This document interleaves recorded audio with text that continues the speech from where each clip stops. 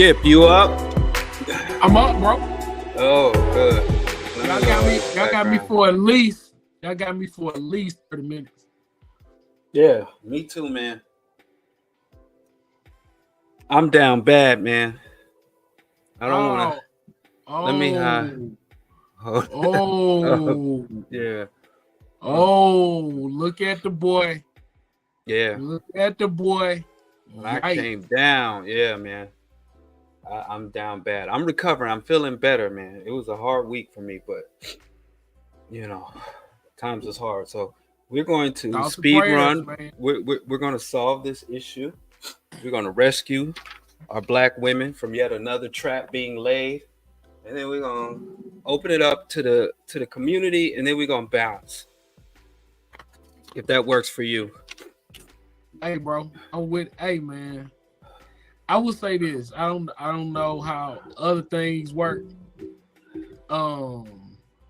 Man, every time you send an update with these show titles, I am so tickled. Man, this is serious business, man.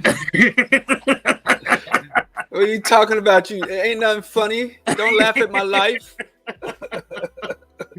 Oh man, that boy say buddy hopping. Right.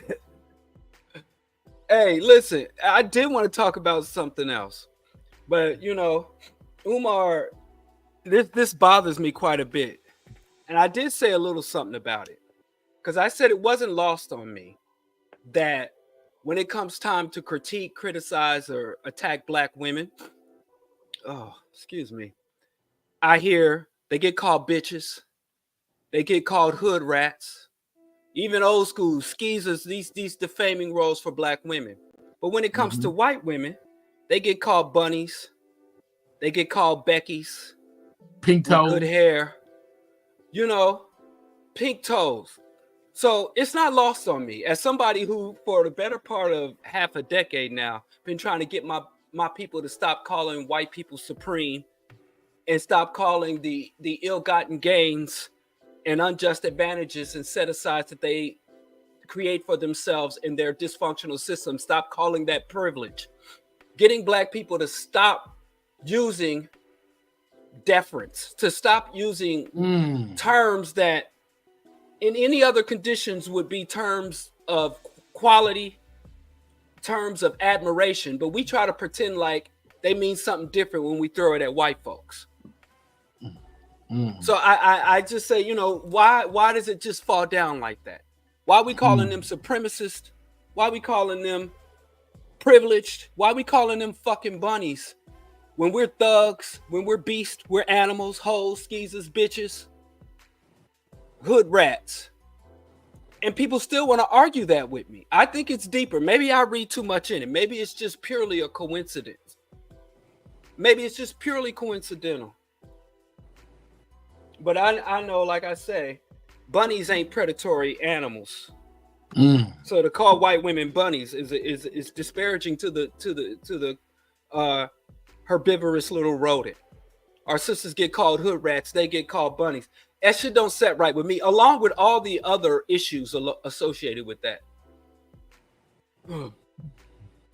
So I don't think it's an accident.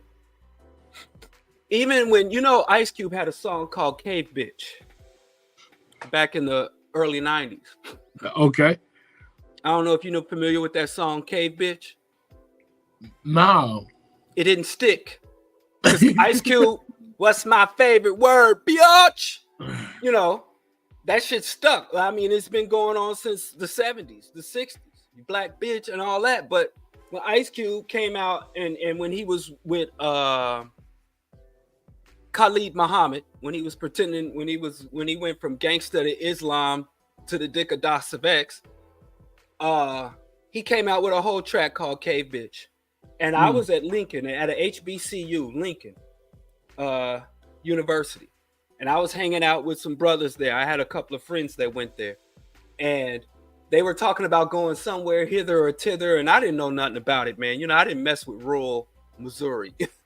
And so I'm like, whatever y'all want to do, we could do it. And they were like, I don't want to go over there. It'd be too mad cave bitches over there. And I'm like, you mean white girls? He's like, nah, they not white. And so then they started calling sisters cave bitches, meaning that women that were not dainty or delicate, but according to them, so it's not lost on me, you know. Or you even call them Miss Ann, even Karen.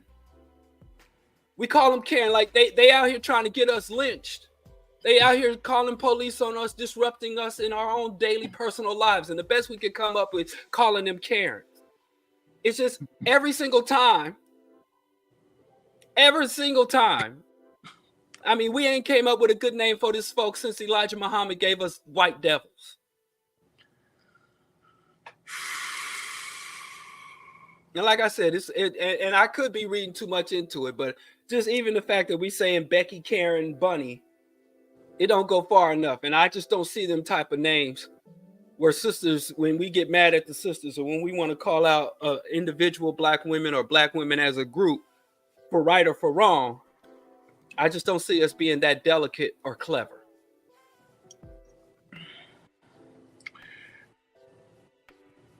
I give y'all a little game. There may have been a record released that was field recordings of black soldiers talking during the Vietnam War. And one of the things that was on that record was the way that they were calling the white man the beast. And the way that, you know, like that terminology is so, you know, specific, like the beast. I think we have to be more creative in addressing them and being consistent and accurate. I'm gonna write that down. Creative, consistent, and I'm gonna put accurate on there. I like that. So yeah, we tag teamed it, you know, because like I never forget, you know, when Questlove first tweeted about the music, a white guy responded and was like, "This guy is saying cracker,"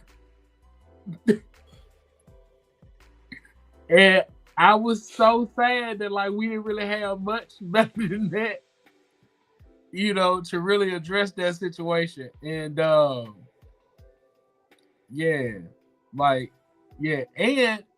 and I had never considered, you know, our women are rats and their women are bunnies.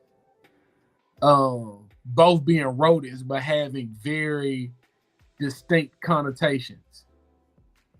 Yeah. It's not lost on me, and everybody want to argue with me, but I'm done arguing with people. I'm done arguing with black folks about Supreme. They just insist on calling them Supreme. I'm done arguing with black folks about privilege. They insist on calling them privileged. And now Dr. Umar, I credit him because Umar has repopularized the snow bunny stuff. I thought we had left that in the 80s. And Umar has popularized it, and he's running with it, and I'm seeing it everywhere now. And I'm gonna talk about the traps Umar is setting for black women, and black women are enthusiastically falling into them. But Umar has popularized calling them bunnies. And then even with the Karen thing, I didn't like the Karen, you know, somebody's trying to get you killed by the cops and you're just gonna call them Karen. You know, your baby mama called the police on you and lie. I bet you won't call her a Karen or just call her, you know, a stereotypical woman's name. You got much more choice words for that. So it's not lost on me. I think it's meant to side. I think deference to white people has been hardwired into us, maybe because it's just a natural selection. The black people who weren't able to have deference to white people, regardless of how bestial and brutish they behave, didn't survive long enough to pass on their genes. I don't know, but I think this is the time. And you know, we know how to play dozens. We got a whole cultural component where we talk about and rag on black mothers. And we real slick with the dozens, but when it comes to white folks, every time we want to call them out, criticize them, demean them, it's just we just we dropped the ball. Yeah. We dropped the ball while we'll let Too Short and several other men become millionaires, attacking and coming up with creative ways to demean black women.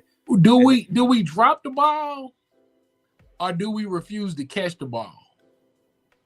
Yeah, I say we refuse to catch the ball because there are some brothers from Khalid Muhammad and even Ice Cube did his part to enter a new concept into the lexicon. Whereas cave bitch is still problematic because that means you have an addendum to bitch. Who's the default bitch? And then you have to qualify bitch with cave to see as a particular manifestation of that. And just like whenever my wife won't let me say white trash, even though I'm from Missouri, and whenever I say white trash, my wife jumps in. It's like, you just have to say trash. You know, you don't have to add the white because the default, we know where it goes. So yeah, so even that, but even then, that shit didn't stick. Ice Cube has injected so much in black culture and influenced so much in black consciousness, but that's something he couldn't even get up off the ground amongst the brothers. You know, that's like so interesting, like, because like we've talked about this before about how English as a language is so new and it's so, like it's not really a good, we can only define things typically by their opposites. So having not developed a thing that speaks to that with all the things that we've developed is really interesting. And something that I think we really need to center and coming up with and sticking to. So Umar has had kind of an interesting evolution because, again, my problem is not Umar and his theatrics and bunny hopping and that viral video where he's going back and forth with a lot of fallacious points to this young black man who's in a relationship with what Umar is now calling a snow bunny.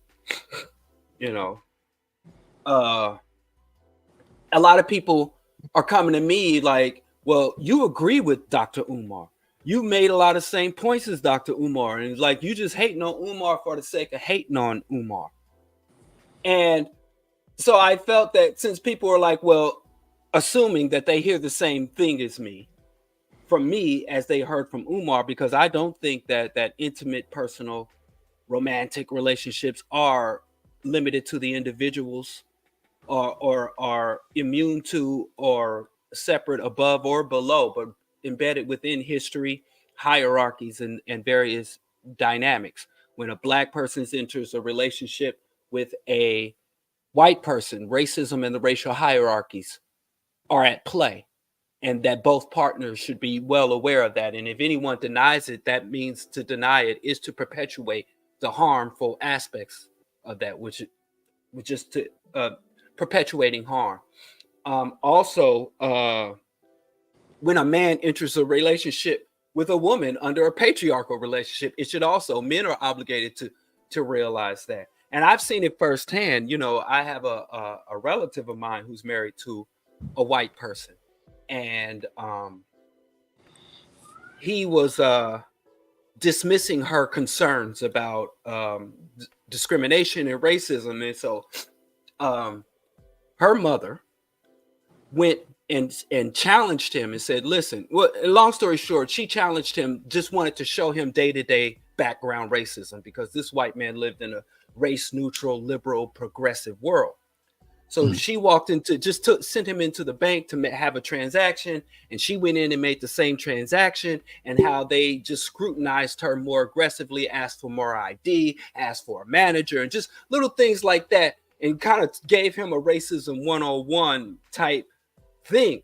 Now, I ain't got the patience for that shit. Now, bless their hearts. So I'm saying, no, I would never deny the fact that racism is well embedded in the racial hierarchy and is well embedded into mixed race relationships.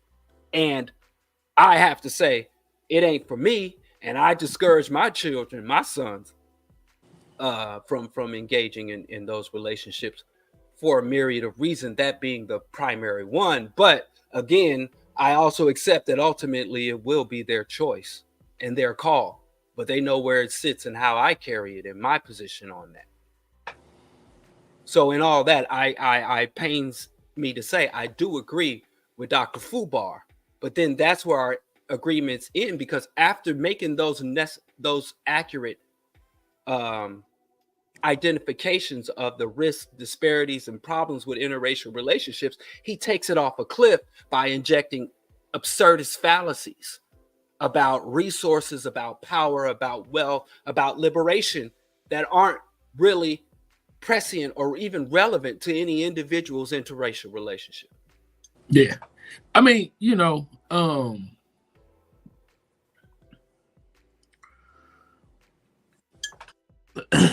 talked with a young guy this weekend, who was, definitely trolling me with the Umar situation, right? But much like, we talked about before, that kernel of political reality without making you do the next, take those next logical steps, right? Just kind of grabs people's attention because it sounds like he's doing so much more than he's really doing. I don't know what he does other than cosplay Pan-Africanism. And really, is it Pan-Africanism or is it cultural nationalism talking like a Pan-Africanist?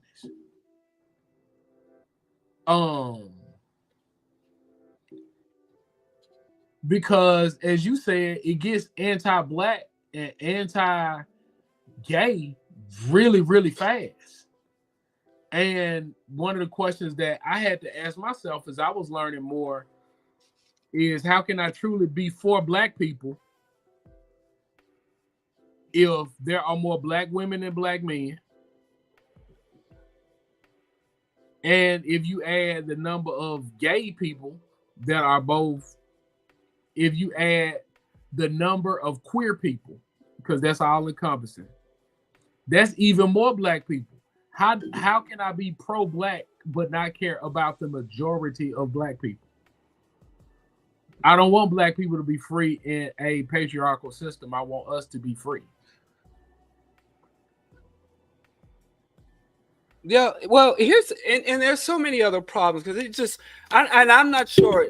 Did you see that interview on Joe Budden's show? No, Or I was that just saying, the part of the exchange where he was talking to the guy who was with the yeah, white woman. And like she. I think I do want to add one thing though. I think it was hilarious when he was like, "No, she's from Portugal." That is a fantastic leap in logic to say, your old lady ain't white, she Portuguese. yeah, and a lot of us do that. More than a few of us like to play that game, bro. So look, this is I don't think we knew each other. Maybe we had interacted. I'm not sure. I go to this event in Vermont, right?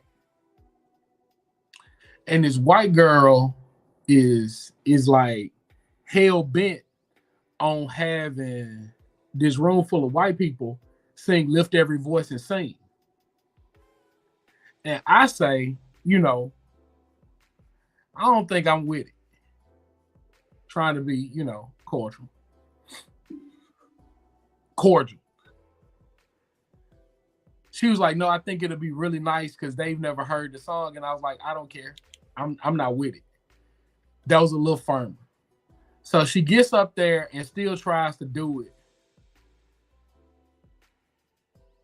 and it falls flat. White girl tears ensue. And eventually I get told basically that I'm being mean to this white girl. This white girl says to me, I'm not even white, I'm Italian.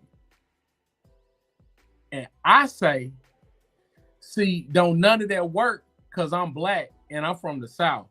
All we got is white people.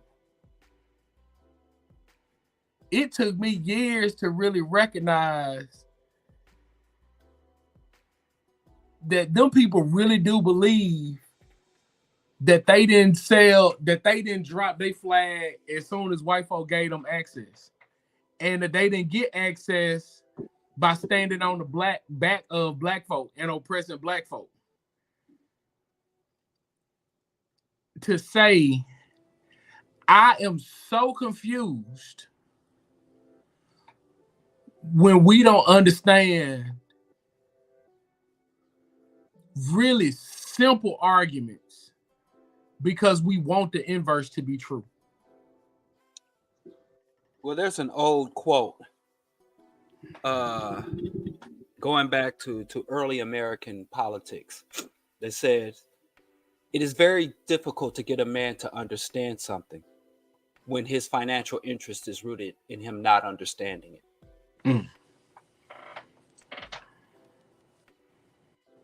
That's one of my first year student political science major. is one of the quotes that I don't know where the hell it came from, but that's one of the things I carried away from that. So self-delusion is powerful. The human brain is a magnificent work of evolution. But I do agree with you that a lot of white people like to play "I'm not white" ... game with us, and once they receive all of the benefits and all the considerations that comes with being identified as white, as soon as it's time to carry the condemnation of the same thing, they love to jump out. Mm-hmm. And they think a foreign accent or nationality somehow exists in them. And I love how you pointed out how the fact that even the white people, Jews, Gypsy, Roma, Italian, Southern Europeans, Latinos, and Hispanics, a lot of them receive discrimination. Even Greeks, as soon as they're Scandinavian, Aryan, North Atlantic brothers and cousins, call them on board. They jump on board with the vengeance, and they make up for all the lost time when they out-white the WASP. So I've had that game by a lot of non-WASP white, a lot of non-white Anglo-Saxon Protestant that want to tell me about their struggles with the British crown. The Irish, oh my goodness, the Irish made up for so much lost time. Hey boy, look. They were like, we're gonna show you how to be white. We're gonna, even the Protestants were like, oh goddamn Irishmen. Look, give me a billy club and a copper badge, and I'll show you how to do I will show you. I will show you where my loyalty lies. Now racism, the races, yeah. So yeah, a lot of us let them play that game. He's Portuguese. Oh, he's from Ireland. They were enslaved. All that bullshit. But anyway, we I want to take it back because I looked into the comments. Someone sent me another thing. I don't know if I can find it, where Umar is talking about his love for black women. And a certain look, when Umar talking about he loved black women, he can name them. You saw that? He can name the one he loved. The chocolate. It's actually quite. It's absurd on the surface, but it's grotesque understanding Umar's politics. Whoever sent me that, if you could resend it, I don't know where. Somebody sent me where he's just like, oh, I love black women. But I followed that and the other, and I don't know where stuff comes from. But Oh, Skip is gone. Hopefully he'll make his way back. But oh wait. Oh, here it is. I found it. Okay. And what really bothered me with this was wait. What really bothered me was not so much the video, but how sisters were Hey, how I turn these lights on back here? how sisters were praising this and embracing this. So I'm just going to share this. Please tell me if there's sound or not. Bunnies. I don't do the bunnies. I don't do the bunnies. I only do the queens. And I like them curvy, thick, tight, tight jeans, smelling good, natural hair. Woo! The honey bunnies. I like the chocolate honey bunnies. I don't want no Neanderthal snow bunny. I like the chocolate honey bunnies. I like the brown butter almond honey bunnies. I like the sweet peanut butter honey bunnies. I like that chocolate fudge honey bunny. I like that African vanilla honey bunny. I like that African lemonade honey bunny. I don't want a snow bunny. I like that brown honey bunny, cinnamon, nutmeg. Do you feel me? Neanderthal nation, fall back. I don't want no snow bunny. I want the honey bunnies. The color of honey. Brown honey, yellow honey, dark honey. Butter almond honey, butter pecan honey, caramel honey, peanut butter honey. I want the honey bunnies, not the snow bunnies. I love the black honey bunnies. Now, I'll get that off there. Now, my issue with that, you know, coming from any other performer, I just like whatever. It's a shoulder shrug. But you know what I like about you? No, what? It's like you're not afraid to be like brainy and respectful. So here's the issue with that. In terms of he likes the honey bunnies. What disturbed me about that? Somebody sent me this and some other comments he was making about black women and loyalty, but black women, black queens, which he calls black queens. Is I go to the comments and there's so many sisters, black women in there like, oh, I love Dr. Umar. This is what we need. We need more of this. Woo, woo, woo, woo. And that's what really, someone sent that to me. And I was like, you know, I really want to come on the Irrational Radicals and discuss this because there's a trap set here. This is a trap. Now, the objectification, oh, I want the bunnies, I want the women, and you could say it's pandering and this and that. But do we ask, in terms of Umar's ideology, what Umar advocates for, Umar's assessment of our current condition, where Umar wants, or individuals like him, his followers, his supporters, and many other individuals react, what I call the Black Puritans or reactionary Black people, where they want us to go and how do they intend to get us there? Because at the same time he professes his love for these objects, for these bunnies, these chocolate honey bunnies, at the exact same time, another one of his mantra is politics before punani, right? Which basically he articulates that women are a distraction, or women, their very presence can undermine or distract men, black men, from our liberation work and liberation struggle or anything serious. So the women are either an afterthought, a reward, or a refuge from work, serious work, and struggle. Black women are not an asset or an ally in the struggle. So at the same time, he's like, I love the women, but brothers, we have to understand it's politics before punani.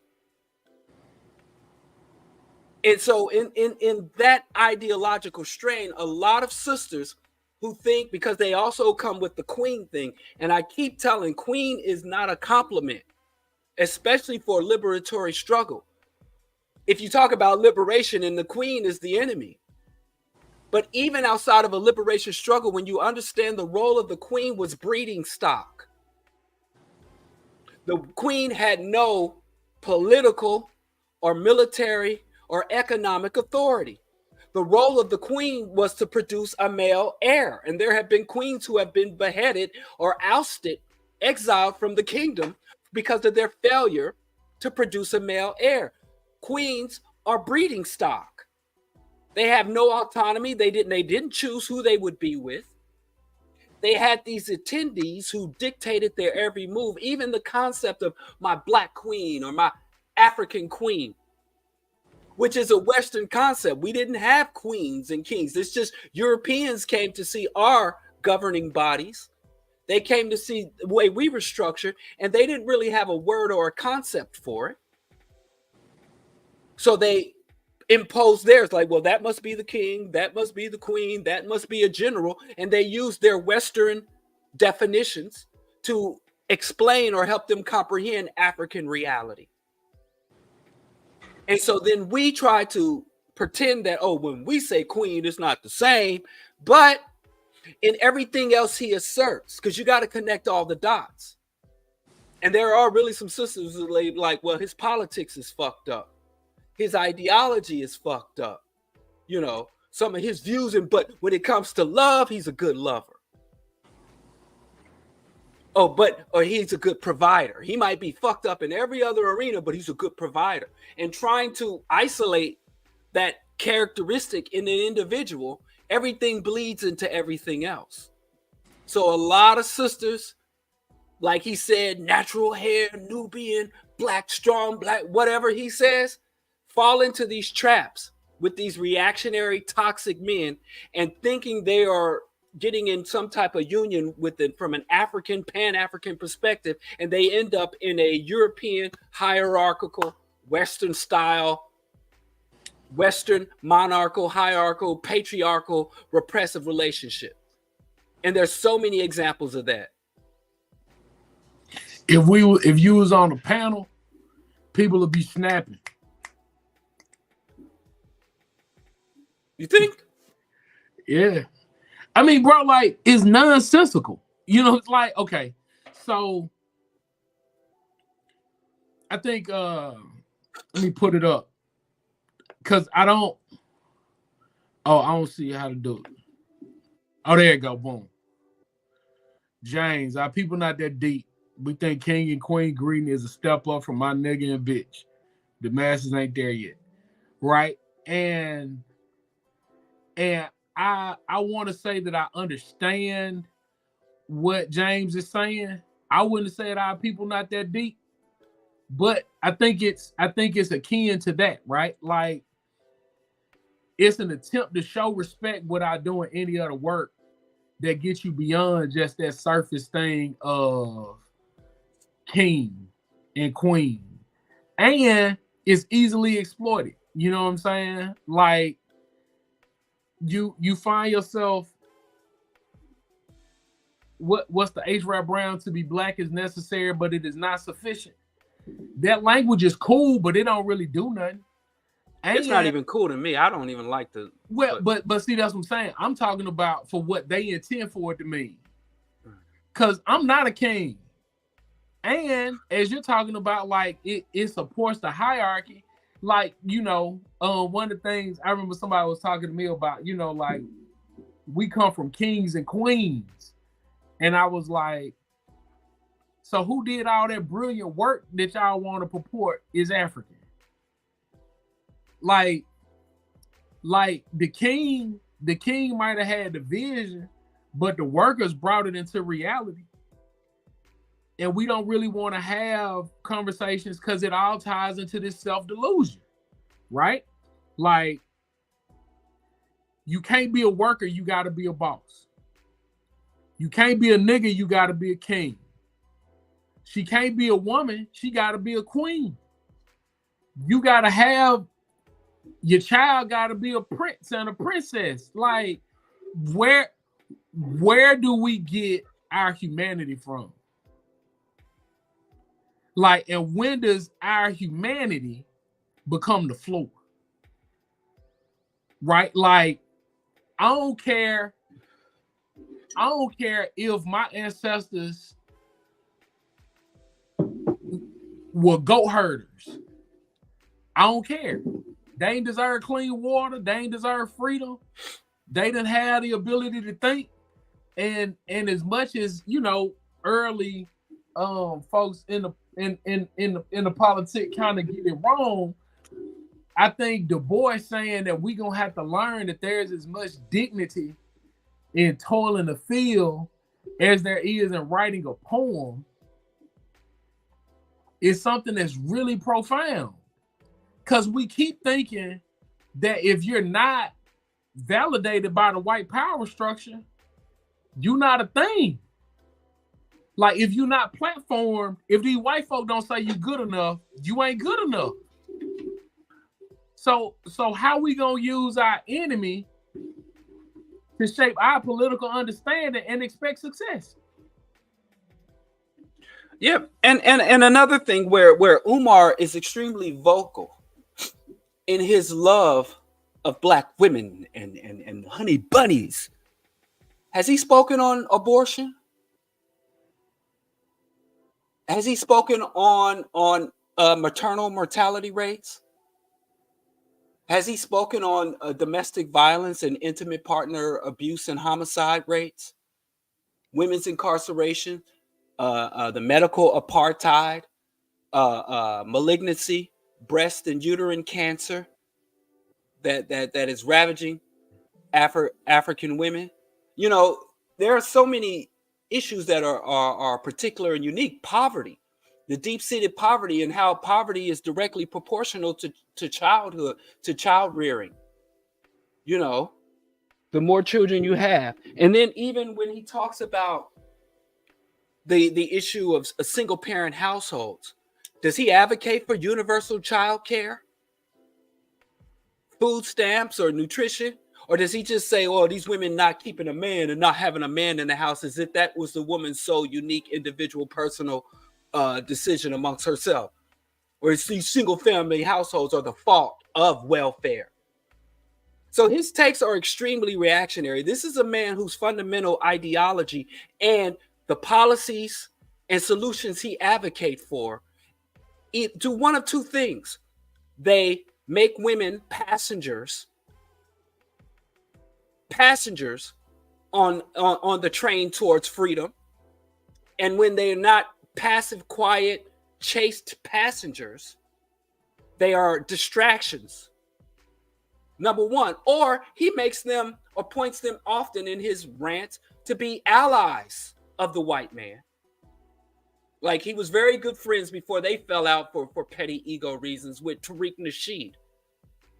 And they were back then, you know, we have very short memories. Where he promised he would give us, I mean, we just got short memories. I can't really go into all of the Umarisms, the Dr. Fubars, but either that, and then even in relationships,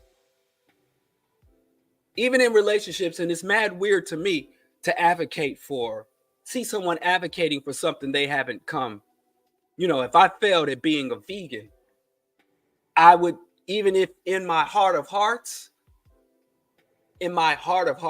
I could agree and think veganism is the right way to go. But if I failed at it, I would probably be more humble about speaking about it publicly. That's all I'm saying, bro. And maybe Dr. Umar could maybe have a sit down with his previous interests. Because the same man that says that the black family is our solution, I still don't know if he has his 2.5 kids, a dog, and a white picket fence. The very thing that he advocates we need. And he called for wife resumes. If we're not going to forget about that, which a lot... But go on, I'm sorry. Bro, like... young man was talking to me, was like, you know, like he be saying some good stuff. And all I could think about was you, like, why you gotta mind through the bullshit when you could just get something that's all good? Like, hey man, at one point in my life, I really thought I needed 3 wives, man. I really did. I really did think that if I could have me 3 wives, I'd be all right. I was young and foolish and wrong.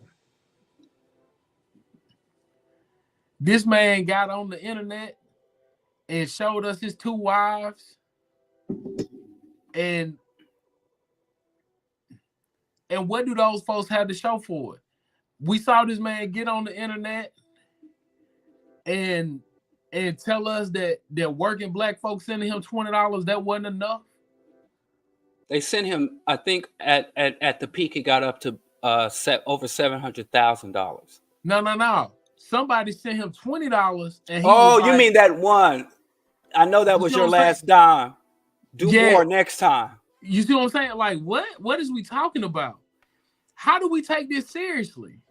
And then it's something gifts. Somebody put donations in the chat. It's something that Jared talked about a good bit that I was really impressed by the language of.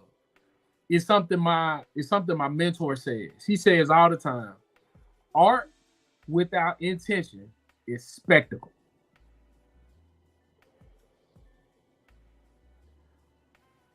How can you, a thinking person,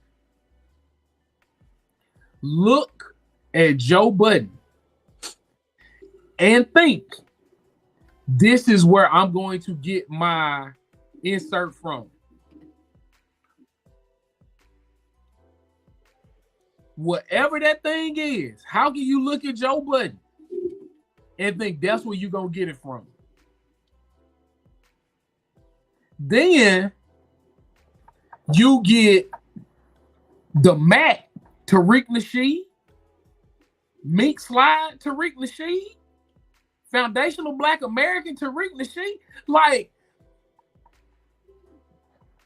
ain't no way, man. I get, bro, and on the cool, I was just raised different. Like, there is no way I could look at you move one way and then you come back and do the same thing that you told me a sucker did, and I not think you a sucker too.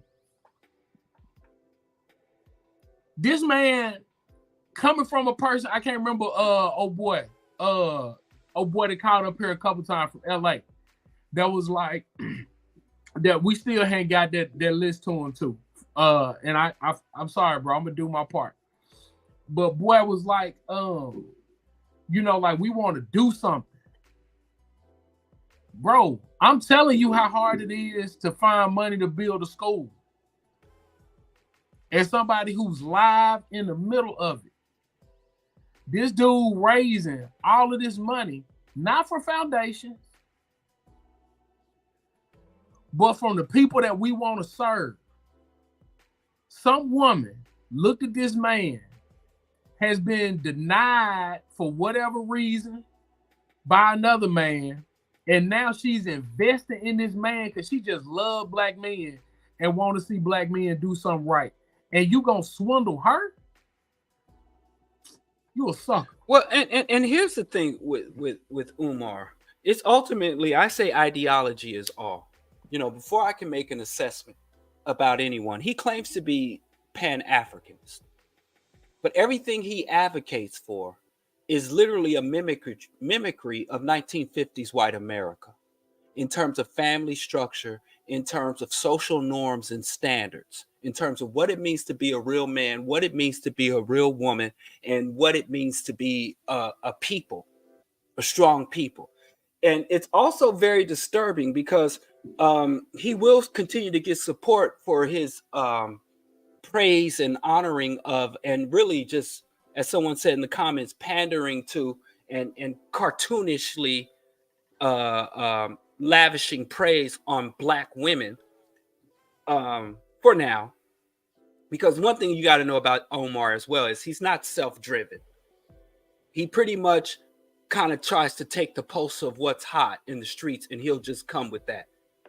That's why, he, from one moment he's saving our children and our sons from the gay agenda. Another point, he's speaking on accurately the misdiagnosis and over medication of black children in school. He really kind of goes with the time, even with the time of opening a school, and he wanted to open a school in some old St. Mary's campus, and he's not really self-driven. He kind of takes the pulse of what's going on. But in terms of his ideology, and what he advocates for. It's just a bastardized version of the white nuclear family. And he's also, which is more disturbing to me than anything, is he is a theocrat, or he's advocating for or pushing theocracy. He makes the which has been a catastrophe for us, but he wants to double down on the theocratic black leadership. Dr. Umar says that every black church in America should also be a bank, should also be a school, an academic school, not just Sunday or religious schooling, but formal education. It should have a garden or a farm. So he's advocating, which has essentially the only institution that has been allowed to really hold prominence, the only member of the plantation community, the Jim Crow community, was the minister and the preacher.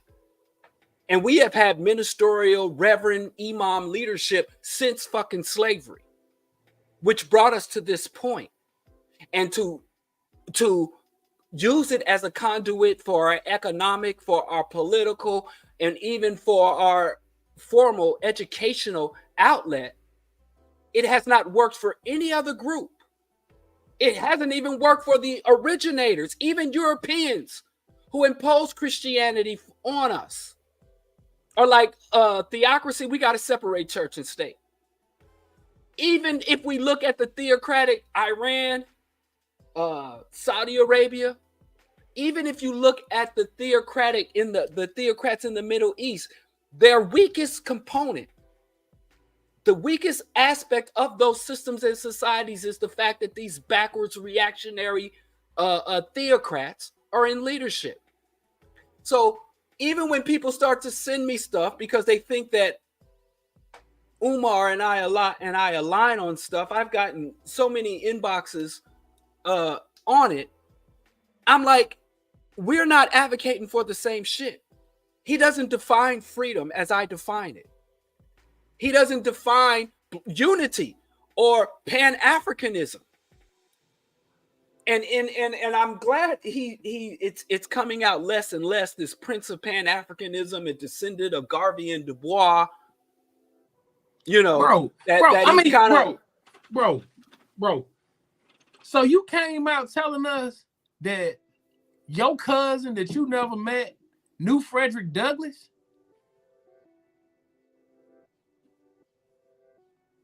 He said that Frederick Douglass is a blood relative. He's a descendant.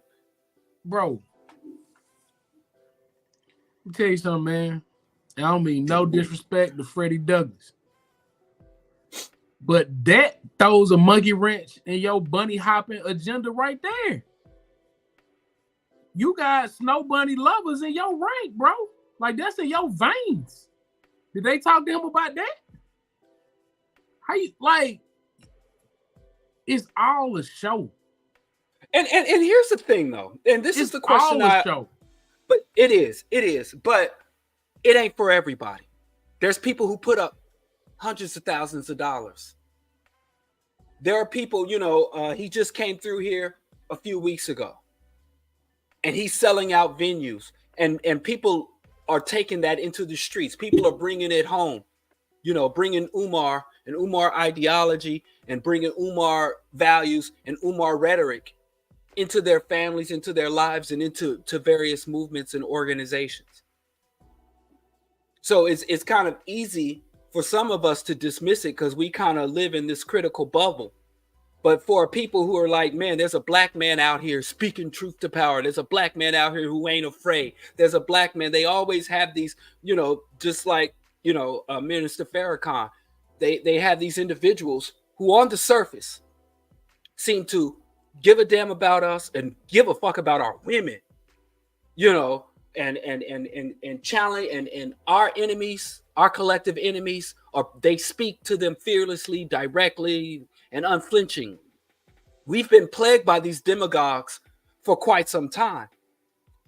And a lot of people are willing to overlook a lot of problematic shit if it can get us one step closer or to freedom, to power, or to call out, or to halt the hostility and repression coming down on us. There's a lot of leeway we give to our so-called leaders and public figures that fight for us. But that's And what I'm saying. Go ahead, bro. No, and we don't think that it is appropriate. There is a cultural norm that this airing dirty laundry, you don't publicly challenge, you don't publicly condemn our leaders, because they trying to bring down our leaders. So even if you have a problem with our leader or a public figure, there should be some clandestine, hidden, non-public way to challenge it. Even though they fuck up in public, we can't call them out in public. Hey, bro. Listen, I hit Miles Garvey once. I ain't never whooped August. But I remember being told where you act up is where you gonna get it. Yeah. All I'm saying is, if you a clown on the internet, I'm gonna talk to you on the internet.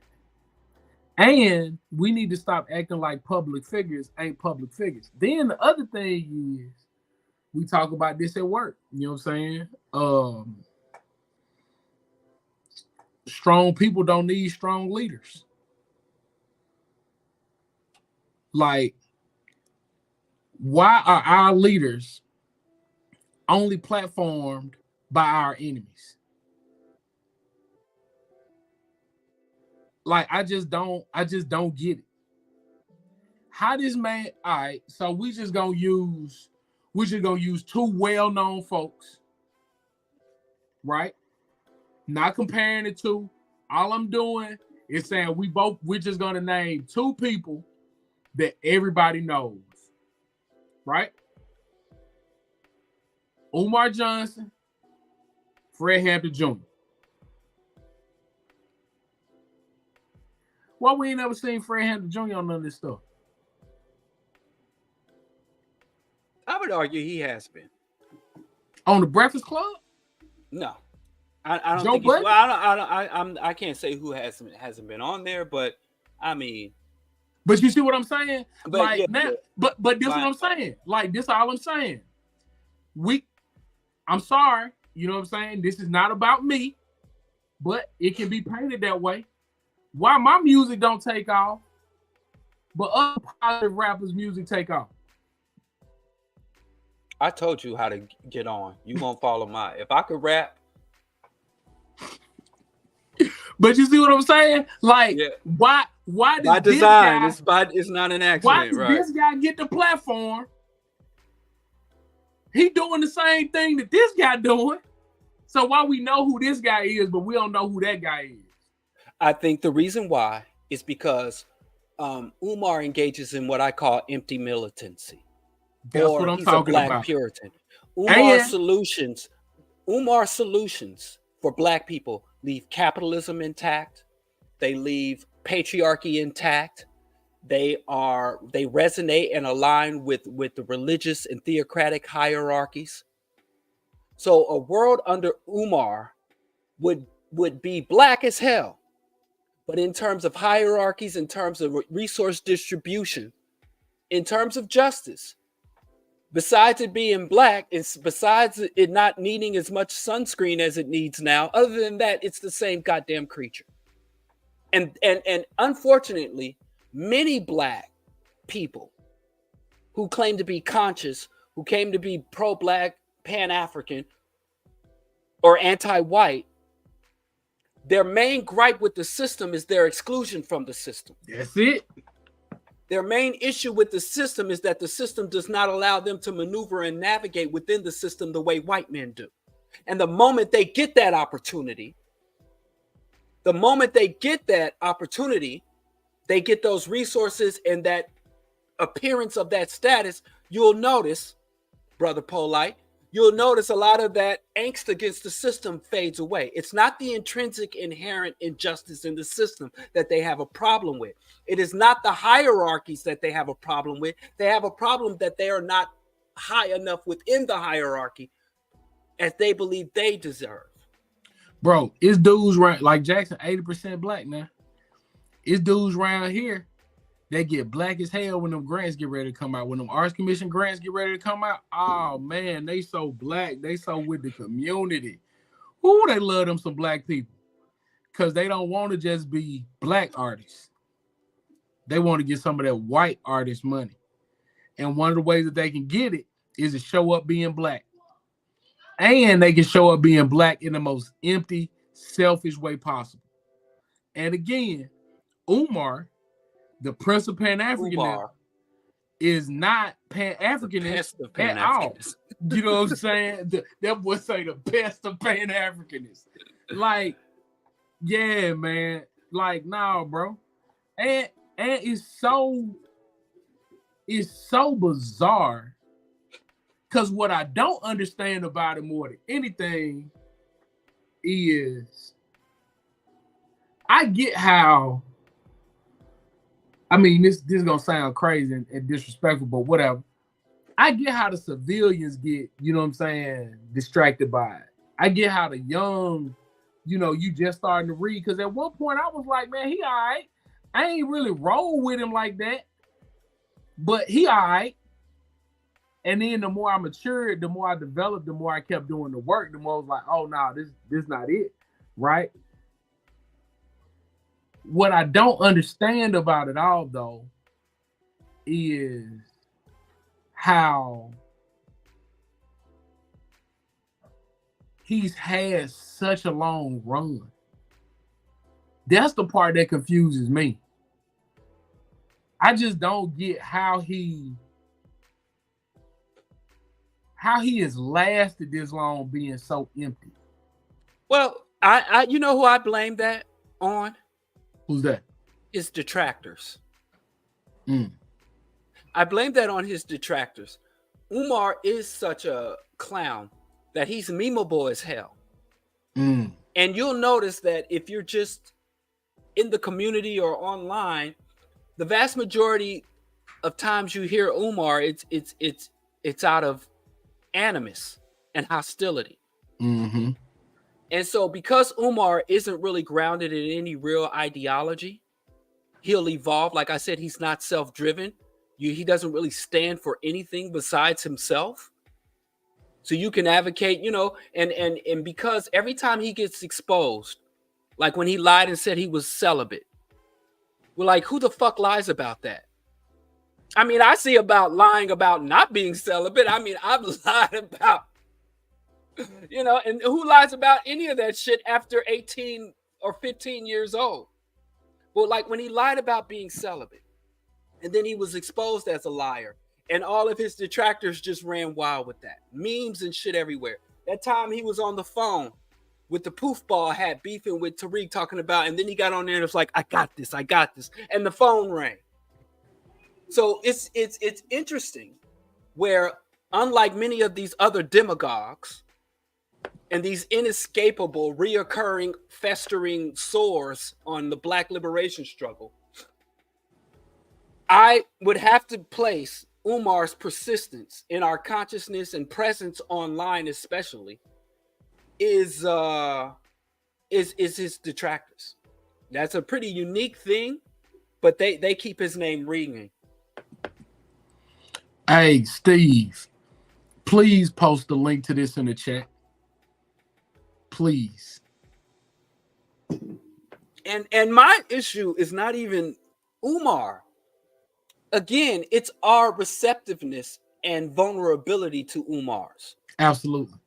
Because Umar wasn't the first, he won't be the last. So what really disturbs me is not that there's a man out here with reactionary views calling himself revolutionary. A man who is patriarchal and has misogynistic tendency, claiming and objectifies women, claiming he's down for the sisters. A man who's raising money for a school and then calls his donators, his contributors, trifling, and people who ask for accountability call them agents and things. This type of character is not my issue. It's just how much and how easily we forget one accurate statement, one sharp criticism, and all else is forgotten and forgiven. one appearance sitting across the right celebrity in one viral moment, and all is forgiven. That says a lot more about us as a collective than it does about him as an individual. Like, and that's what bothers me. We've talked around this before, but like the idea that you just gotta have somebody talking to white people.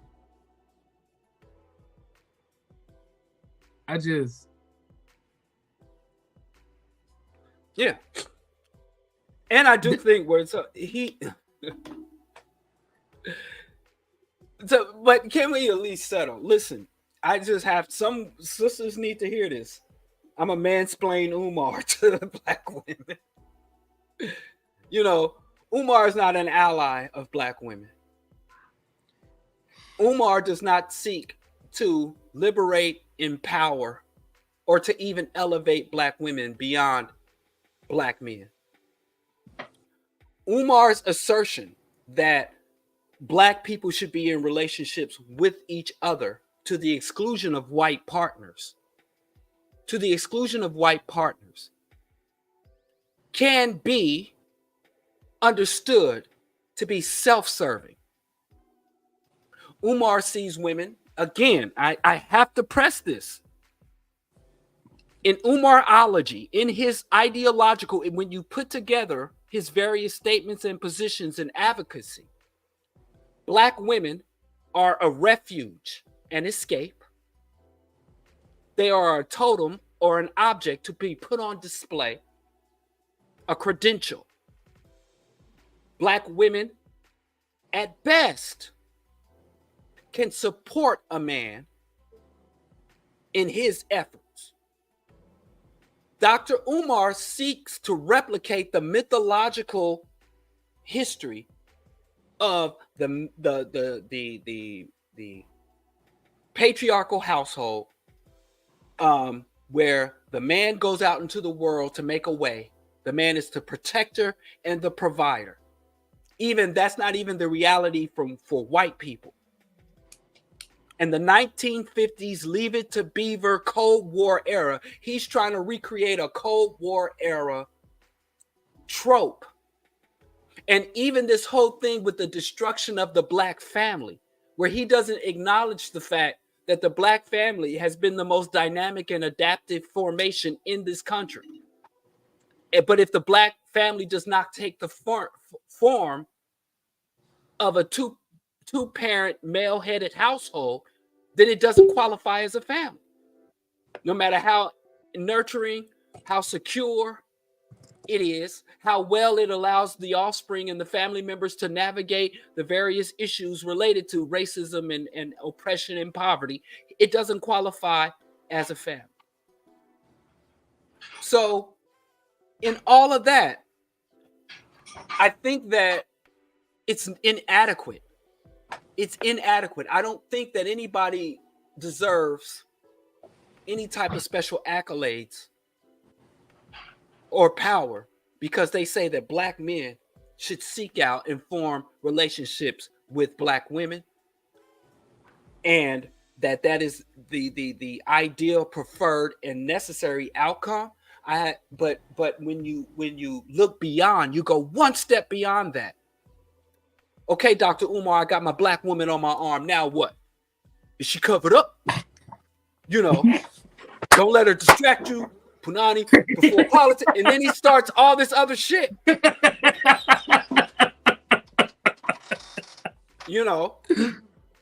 going to allow you to be the man you need to be and all that. So one step beyond that. So it's just, I think it's pretty clear that, well, I guess I can't say it's pretty clear. And like I said, just some sisters that were in the comments, or sisters that I've even had conversations with, that are like, well, at least this is enough. This is enough. Like, this is a trap. This is the carrot on the reactionary patriarchal stick. This is and I know it's pretty hard when the media system is oriented towards showing us the most demeaning images of ourselves, to have someone who can be defined as a public figure speak so forcefully. It's like that one guy that came out to accept that award, and he said all these wonderful things about Black women, and then he turned around and dogged out his wife. Please don't ask me to remember this guy's name. I can't. I'm not even going to try. Somebody can remember, but it's not just that. Nation of Islam, the Black Hebrew Israelites, these groups and individuals that Black woman is queen, Black woman is goddess, and their organizations or as individuals have a long track record. Because in the moment someone says you my Black queen, they see you as breeding stock. Derek Jackson. They see you as breeding stock. Now, I'm not talking about Derek Jackson with the guy that got up and gave that award talks, just heaping love and adulation on Black women, and then turn around and diss the Black woman. There's a lot of Black men that got theoretical love for the ominous, faceless Black woman out there, but they ain't got the love for the Black woman that they're closest to, who they sisters can't call them up and ask them for nothing. Look, ain't got enough for it. Don't even want no ties that's Black on their car. Like,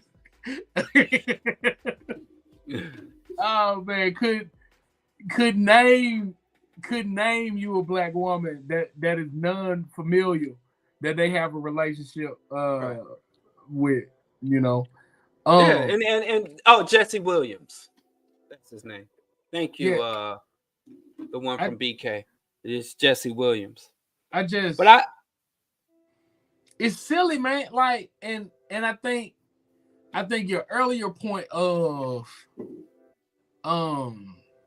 is not talking about Umar, it's talking about a system that exists that allowed for there to be an Umar.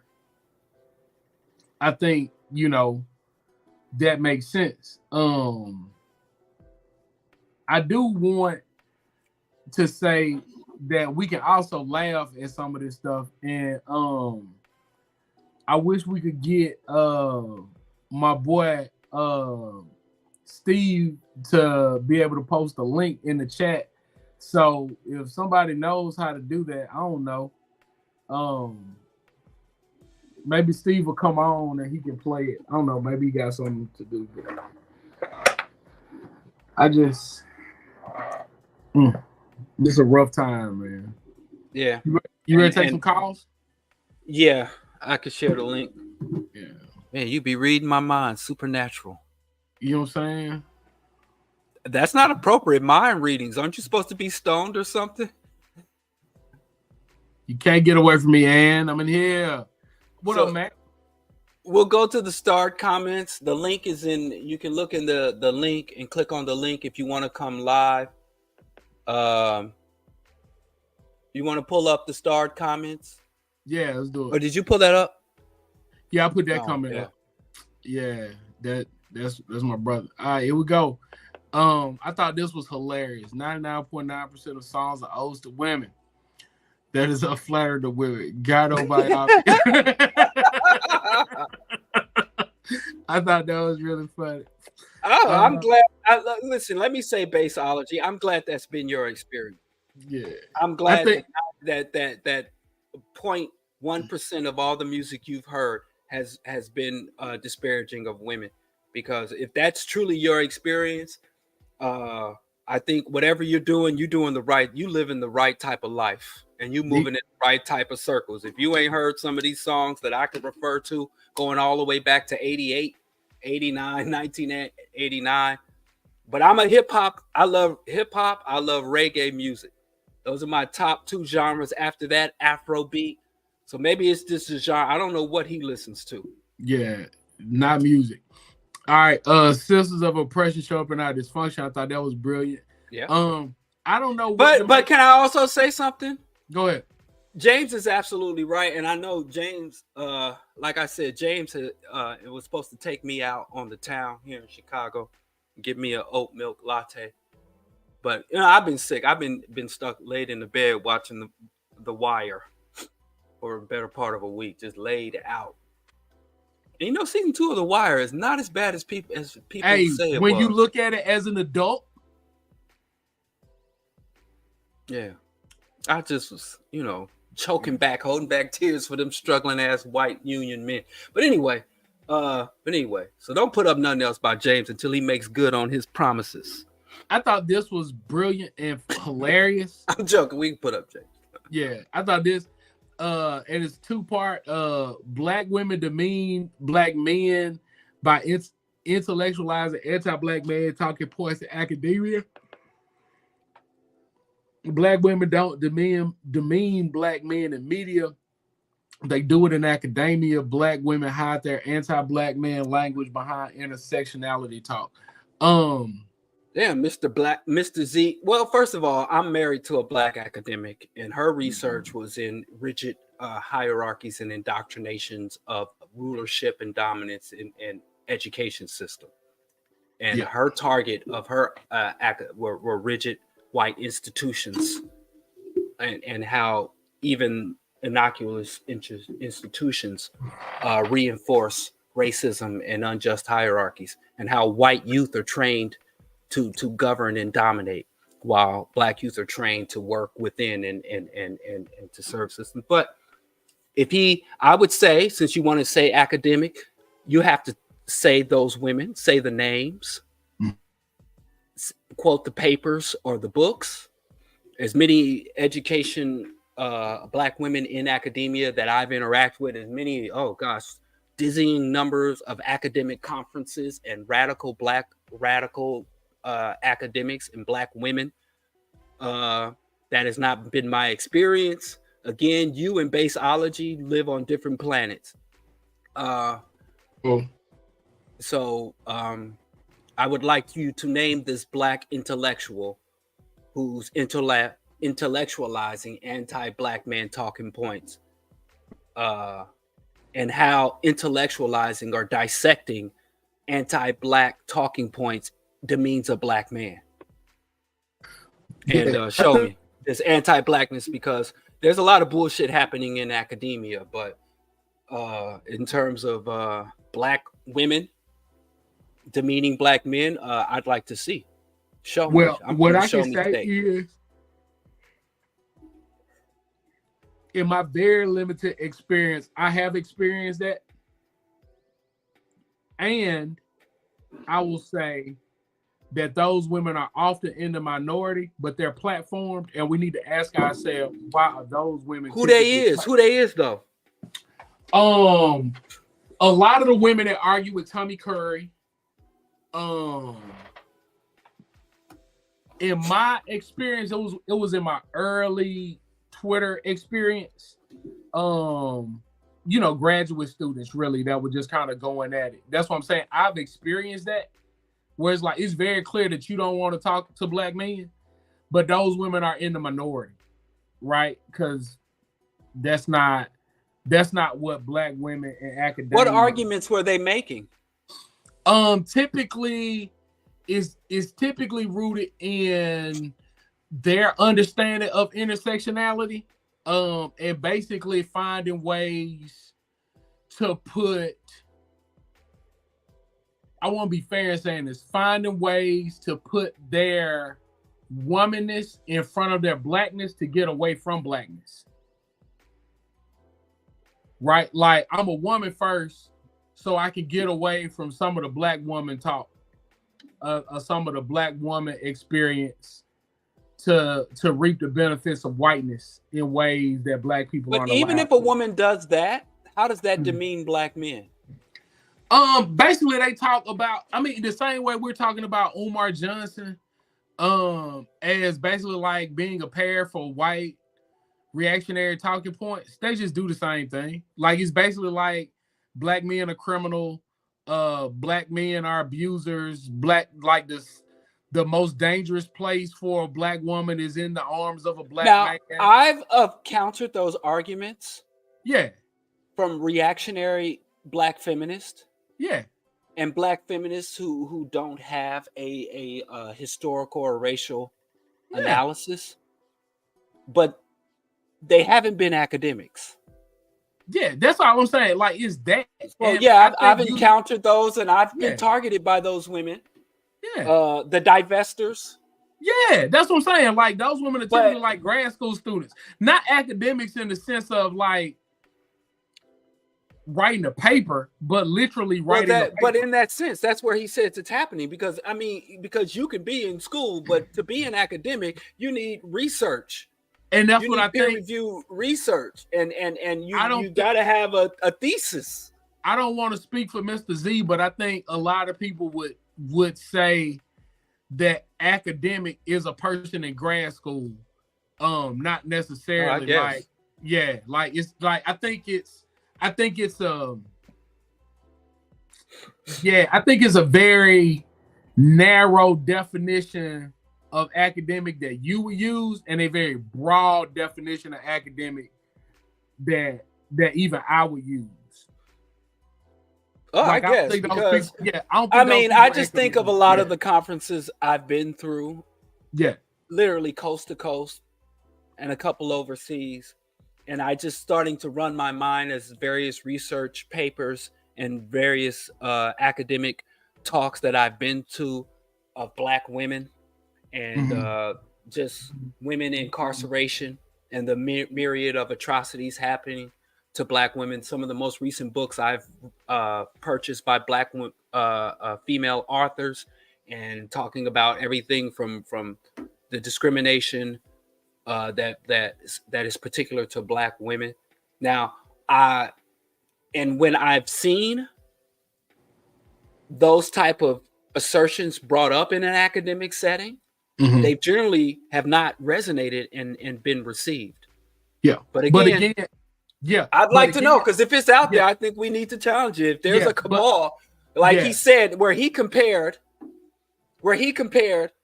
Black women being attacked in the media, bitches ain't shit but hoes and tricks. Black men, but this Black men attacking Black women in the media, which has a much greater reach, by the way. Absolutely, global. Right.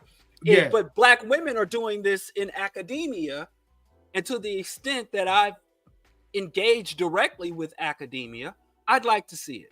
Yeah, and I'm not saying it doesn't exist. I'm not denying it, but you can't just have a woman expressing a toxic or a reactionary point of view, and then stamp her with as speaking on behalf of Black women in academia. And that was my initial point of saying, so like, let's pay very close attention at why those women are being platformed. Because that's really not what's happening in communities in my lived experience either. I think this is a really interesting thing. This dude been on fire in the chat. I'm assuming this is a dude because of the picture. I'm 30 years behind on the sexuality thing. I don't understand why non-procreative sex is promoted so much. I honestly don't get it. Hey, brother, if you don't get it, I'm sorry. All right. Can I go out on a limb? What's that? It's not promoted so much. Now, again, I could be wrong. Is non-procreative sex promoted so much? I mean, I would say it is. Where? Rap music? I don't think he's talking about non-procreative sex in terms of, now I could, because he said he's 30 years behind. Now please come on here and correct me if I'm wrong, Guapo. But are you talking about gay sex? Oh. Or sex between man pan man or woman pan woman? I think he's talking about lesbiana and bati boy. Oh, okay. Yeah, because when you say non-procreative, I think of one. I don't think he's talking about sex on the pill or sex with the condom. I was thinking about something else, but all I'm saying is like, hey, bro. Again, we need to be engaging with media, asking why we are being shown this particular thing. Whatever that thing is, I think that needs to be the first question. Why do they want me to see this? Yeah, I think he's talking about the gays. They're promoting gays, and that's crazy. I could be wrong, Guap. Yeah. I could be wrong. But if you're talking about specific non-procreative sex, I think it's if because you bless your heart, Skip, you are the most innocent and pure thinker, but procreative sex is not sexy. That's why, because I mean, if we're talking from, I'm gonna take your point of view, that I'm gonna take it as face value, that he's not talking, he's just talking about why aren't they promoting a woman taking her temperature, watching her clock and her calendar, you know, the man putting on boxer drawers so not to lower his sperm count, trying to let his testicles air out. When we think about sex in public in terms of what's sexy, what's hot, what's erotic, what's sensual, a couple deliberately trying to reproduce, a lot of it becomes mechanical. Procreative sex becomes mechanical, especially if you're trying for a baby. If you're like, okay, you know, it's time to have a child, you know, and if you've ever been involved with a woman that was like, I'm trying to have this baby, you know, it's no longer no feathers, no silk handkerchief. So it tends to be non-procreative sex that is marketable sex, that's sexy, you know, that's hot, that turns on a third or fourth party person engaged. So if I was trying to sell a product and use sexuality to market or promote a product or a movie, the last thing I would show, and but you know, that's grown folks. All I'm saying so that's what I would say. All I'm saying if he would like to see, you know, yeah, a couple trying to have a baby versus a couple trying to have a good time. And I'm gonna tell you this, bro. As a person that has had 2 children, you know, well, had 1 baby and 1 surprise. I don't think anybody is. It was never my. I only tried to have baby for a limited amount of time, and then everything else was really hoping that it was non-procreative sex, procreative. Yeah. All right. I love this right here. You know, hopefully I pronounced your name right, Kadir Anderson. Kadir. Yeah. Yeah. This right here. This right here. Like, this boy spitting right here. And then DC Joe Black followed that up with this. And again, Mark posted this many times. If Noam Chomsky is a pedophile, I mean, you know, may he get what all pedophiles deserve. What's that?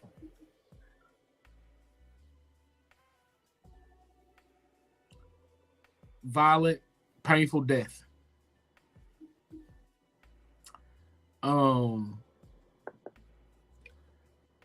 I thought this was an interesting question. What is our most optimal African system of governance? What are the cultural elements that work to perpetuate self-love? And how does it function in the hostile waters of future Earth? Well, I think the best form of governance is liberal democracy.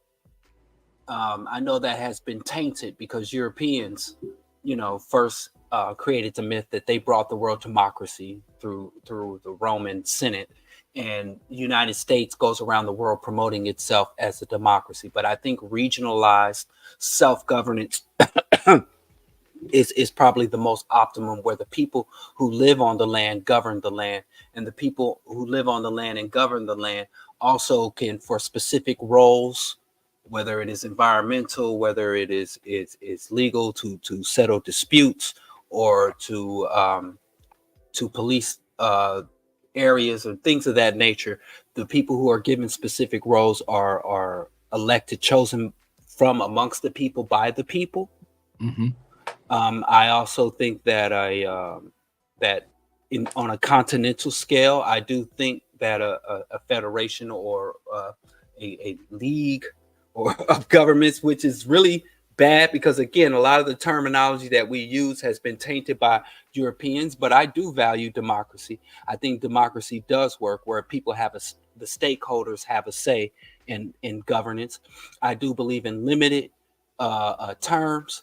I do believe that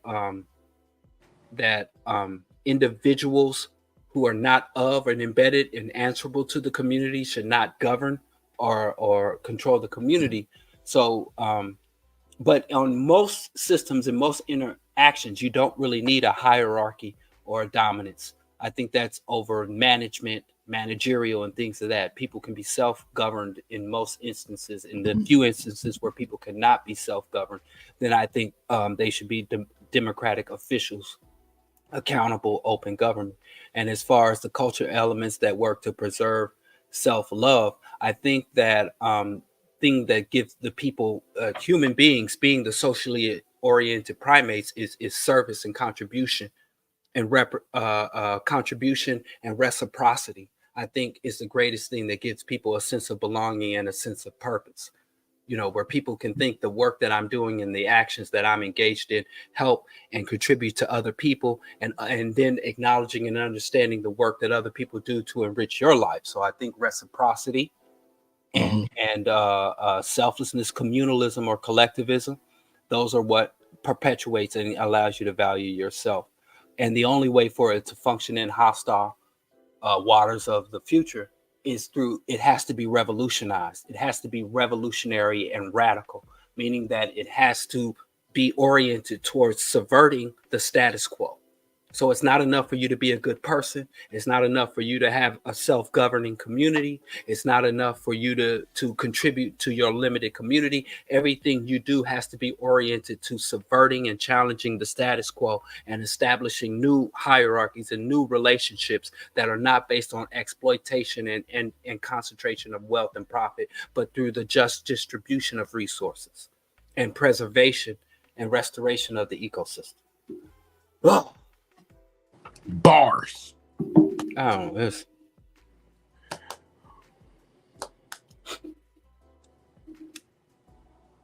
And then you got people that love to throw that word around.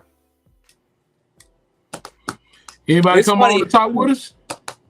I'll share the link again. It's funny when people talk about utopian, when you say that the most natural system that most societies, capitalism, has only been around, what?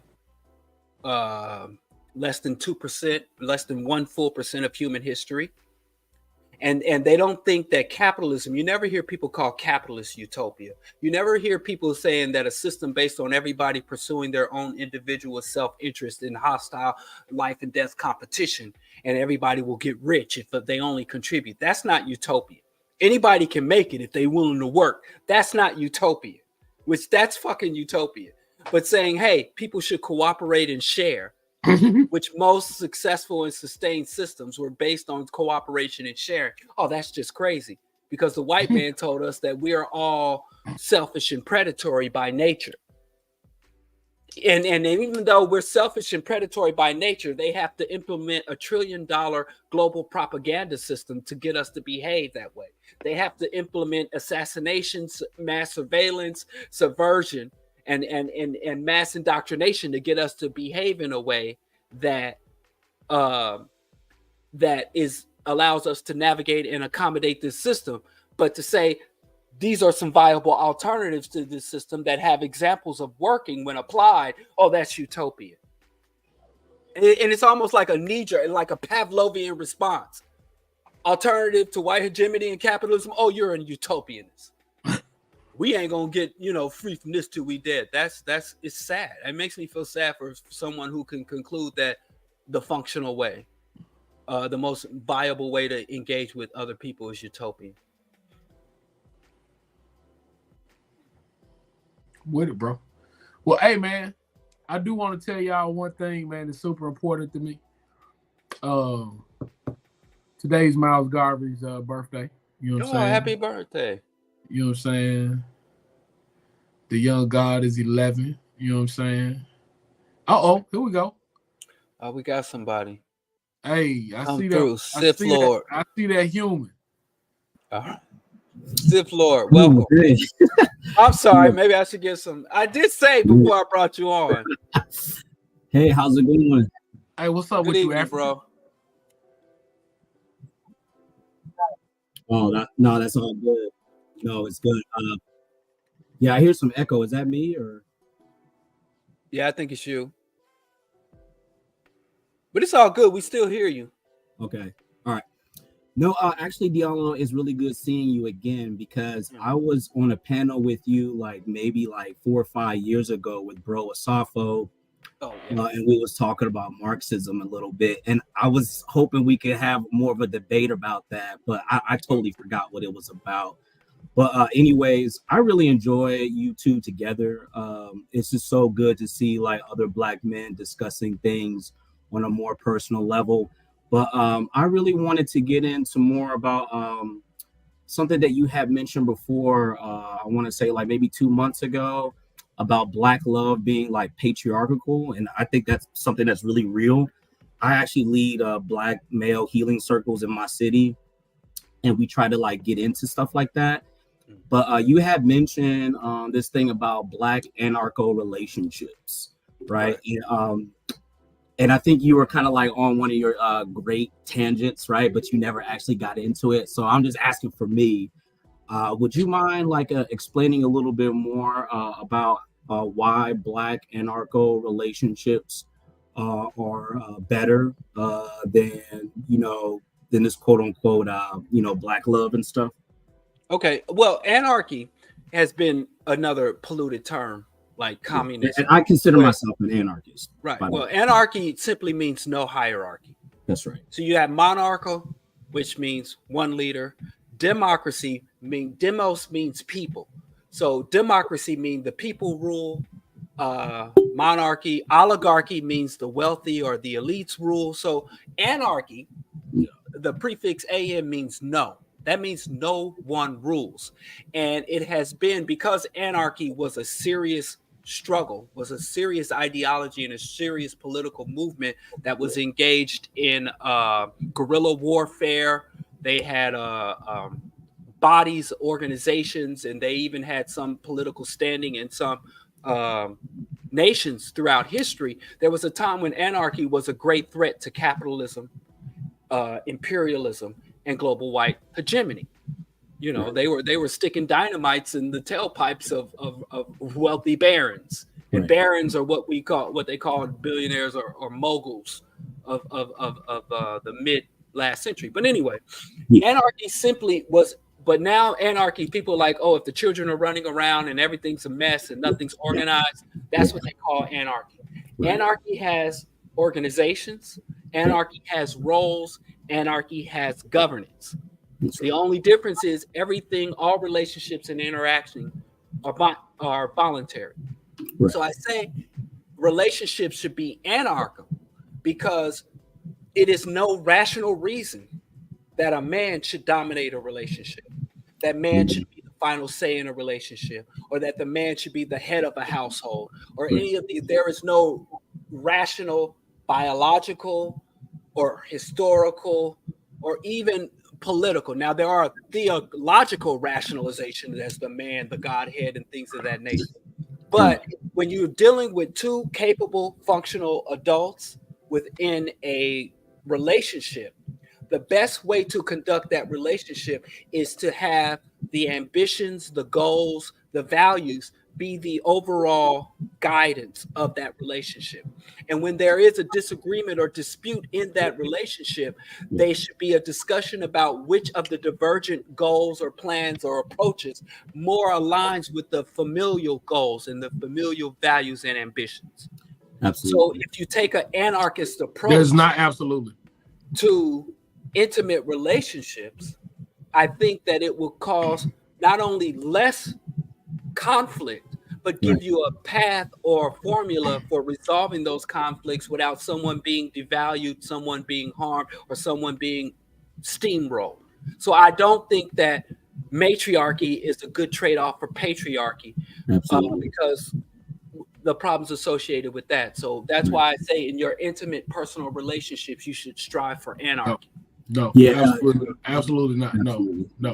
No. Okay, listen, let me tell you guys something right now. What up? A man is supposed to, as Diallo talks about, sit down and wait for the moment that he has to defend his home from a bear, wild animal, axe murderer. axe murderer. That's it. You know what I'm saying? Like, I'm there. That's the way this works. So in the meantime, wash dishes and cook, woman. You know? Right. Yeah, well, there's an old saying. There's an old saying that men's work is dangerous and women's work is hard. Yeah. And men get the best of that deal because the things where the man is supposed to man up within that partnership, they're quite rare occurrences. Whereas the women's work is day-to-day, nonstop grinding. But again, that's relatively unique to Western culture that has a very high level of what is called sexual dimorphism. Sexual dimorphism is when roles for women and men are separate and far apart. The way men dress, the way men maneuver through society, the jobs or that are particular to the males is far and away. So the closer or more overlap you have in those roles, that is considered a system or a society that has low level of sexual dimorphism. And Western society tends to have some of the highest level, but it's not unique to that. Also, certain Asian, Middle Eastern cultures, and even especially Horn of North African cultures also have this high role. But our goal should be to reduce or eliminate sexual dimorphism. And here's the rub with that. Here's the rub. Mm-hmm. Stress related in those situations, men have shorter life expectancies.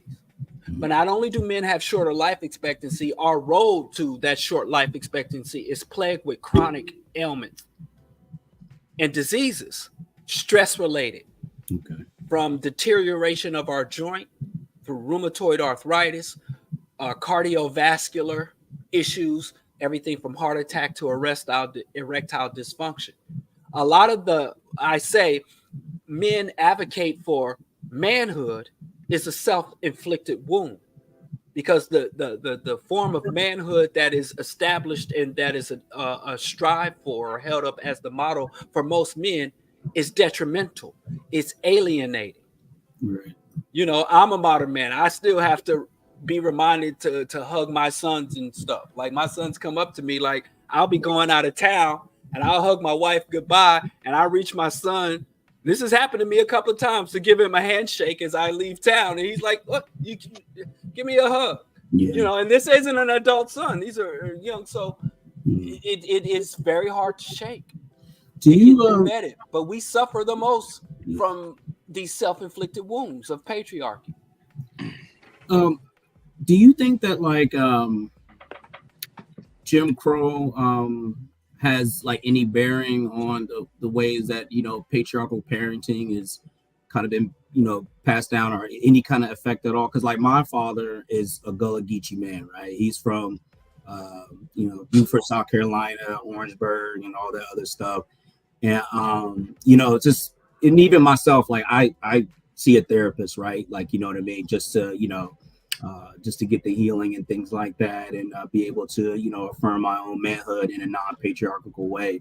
But one of the themes that seems to be kind of coming up in my conversations, you know, with my therapist and also with the group of guys, you know, that I built with, is this whole idea of, you know, the ways that, you know, that era around the Jim Crow like time, like, you know, I don't know, like, do you think, I know it has an effect, but I'm always wondering, like, what's the language, you know what I mean? But, you know, between those particular things, I don't know.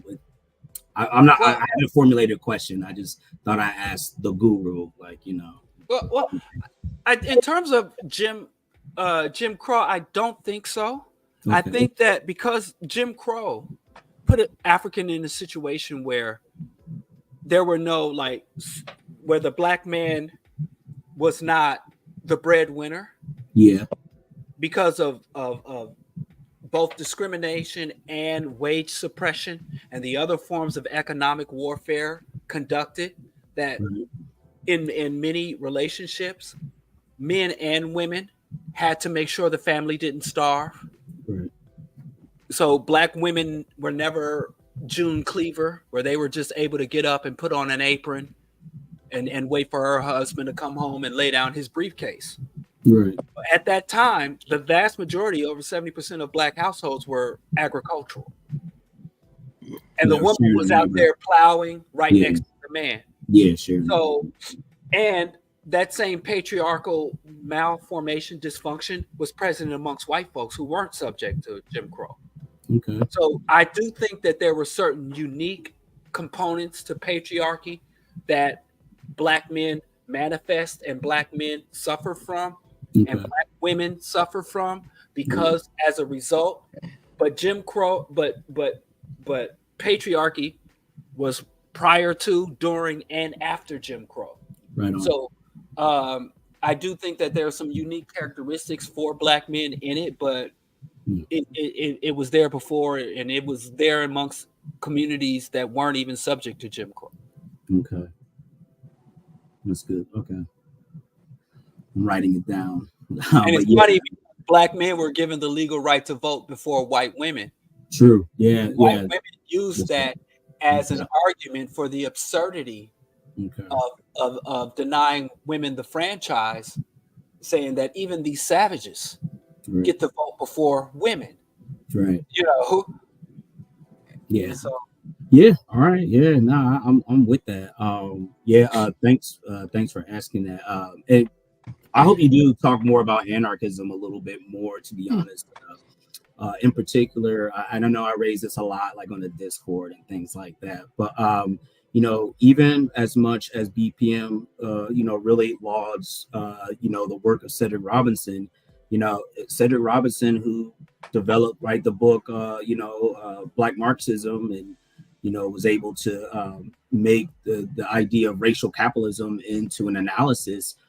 He was an anarchist. So these are like really bold ideas that I'm always trying to explore with others. So I really appreciate you just dropping that two things about Black anarcho relationships in that too, because it does kind of promote like a different quality of life that we can have and living in consensusly with others. So I appreciate everything that you do, and I hope to be on here again to ask more questions about the religious stuff. But yeah, I like this whole discourse you all have today. So I appreciate it. So thank you, bro.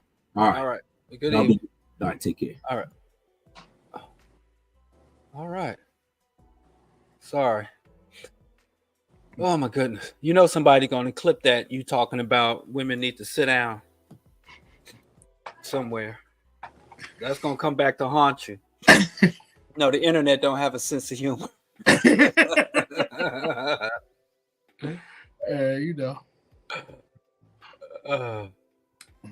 It's something.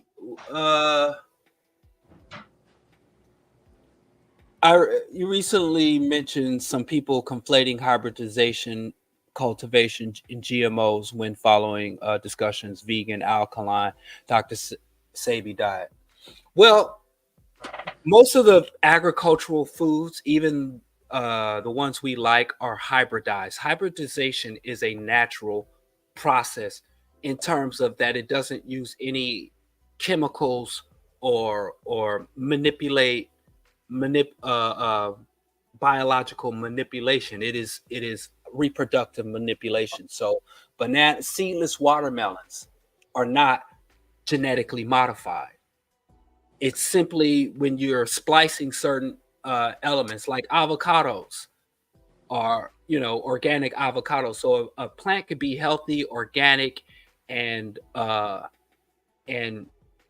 natural while being hybridized. Hybridized is an agricultural technique. It is not something done in a laboratory.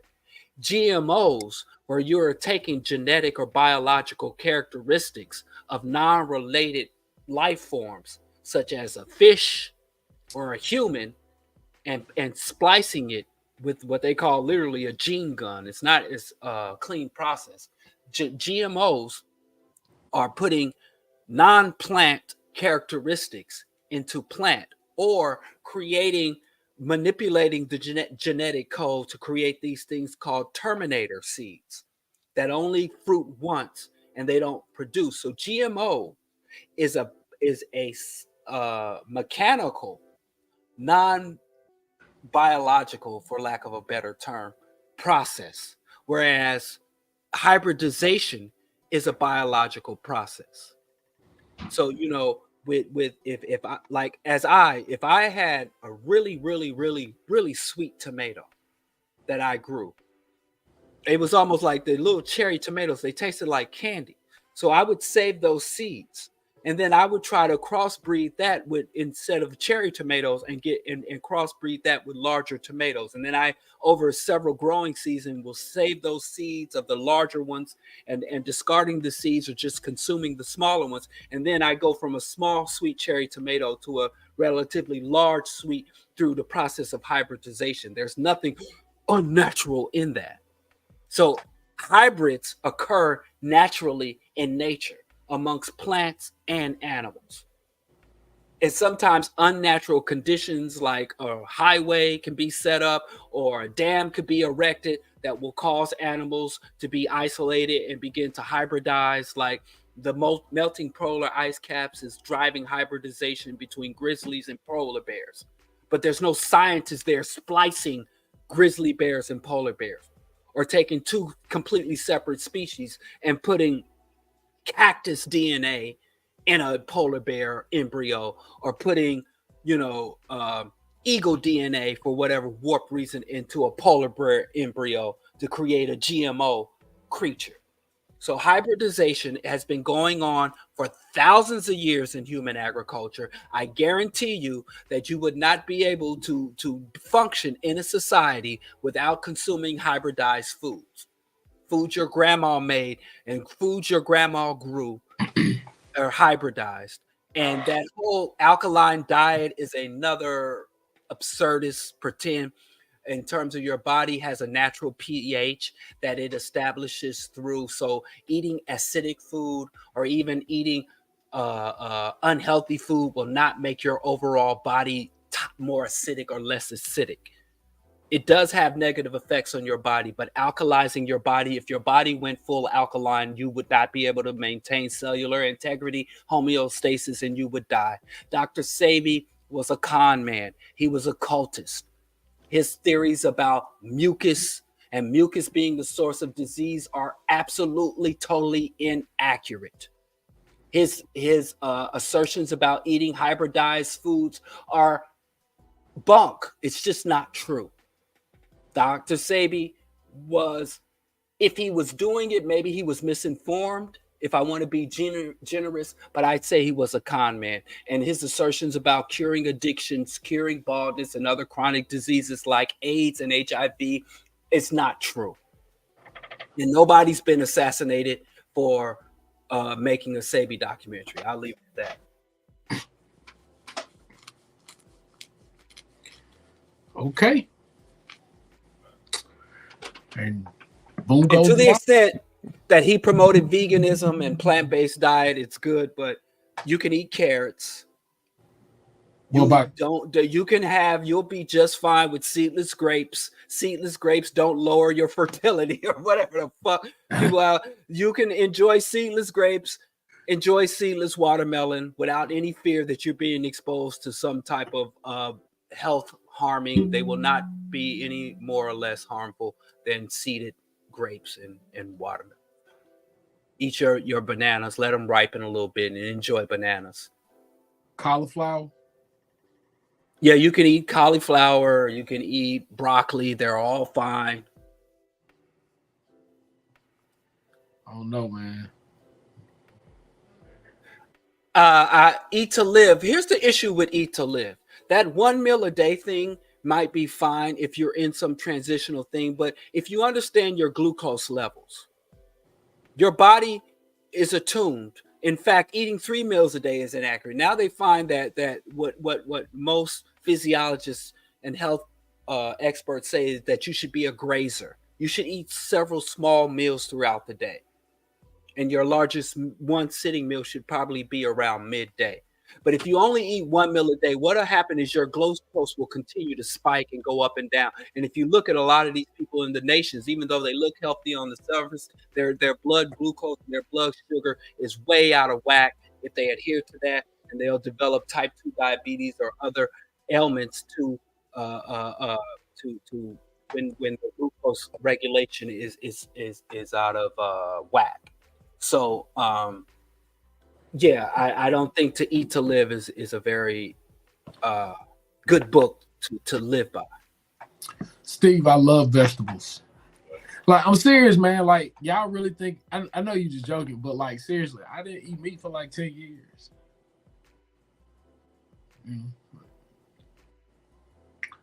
Hey, man. Yeah, that's what he say. Your blood sugar, if you eat 1 meal a day, your blood glucose level. Humans, we're primates. We are primates. All these clothes, all these computers, these corrective lenses, we fundamentally are primates. And so what we should do is eat a varied diet, a wide-ranging diet, and eat throughout the day. Because the moment you stop eating, your blood glucose levels, your enzyme levels, your gastric acid levels start to go into fasting mode. And then when the moment you start chewing and eating, they shoot up and down. So you don't want these spikes and valleys. You want to try to keep a level until it's bedtime. And then there's certain fasting. Fasting is good. Intermittent fasting, I'm not saying don't fast.